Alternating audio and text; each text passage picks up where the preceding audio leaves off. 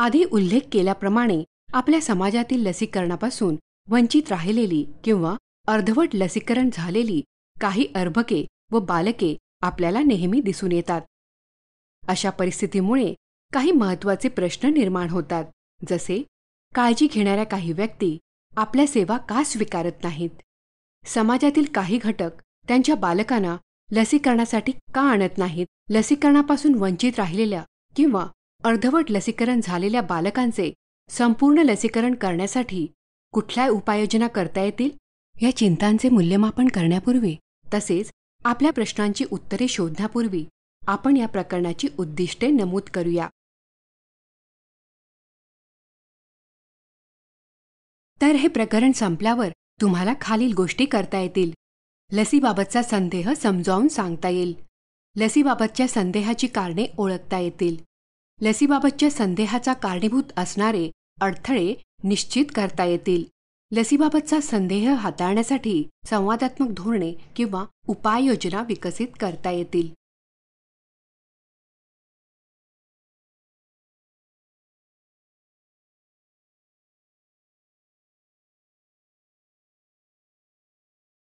चला आपण 3 महिन्याच्या सोनूची आई रश्मी हिला गावच्या विहिरीवर भेटूया. निघायच्या तयारीत असताना रश्मीला तिची शेजारीण सोनी भेटली. नमस्ते सोनीताई. नमस्ते रश्मी, कशी आहेस? मी ठीक आहे सोनीताई. रश्मी थांब. रश्मी, तू थोडी अस्वस्थ दिसतेस. काय झालं? आणि मला वाटतं की तू सोनूला आज लसीकरण सत्रात घेऊन जाणार असल्याचं बोलली होतीस. तू किती वाजता जाणार आहेस? ताई, मला जायचं होतं, पण काल संध्याकाळी सोनूची आजी आली होती आणि तिने सोनूचे लसीकरण थांबवण्याचा सल्ला दिला. का बरं? त्यांनी त्यांच्या गावातल्या एका 4 महिन्याच्या बालकाची घटना सांगितली. त्यांनी सांगितलं की लसीकरण नंतर त्या बाळाला इंजेक्शन दिल्याच्या जागी सूज आली आणि त्याला 3-4 दिवस तापही आला होता. लसीकरणाची काहीही गरज नाही आणि खरं म्हणजे लसीमुळे बाळाच्या एकंदर रोगप्रतिकार शक्तीवर प्रतिकूल परिणाम होतात, असे त्यांनी निश्चितपणे सांगितले. तुझे पती दशरथ भाऊंचं यावर काय म्हणणं आहे?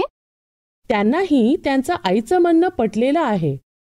ताई, मी अत्यंत गोंधळलेली व चिंतेत आहे.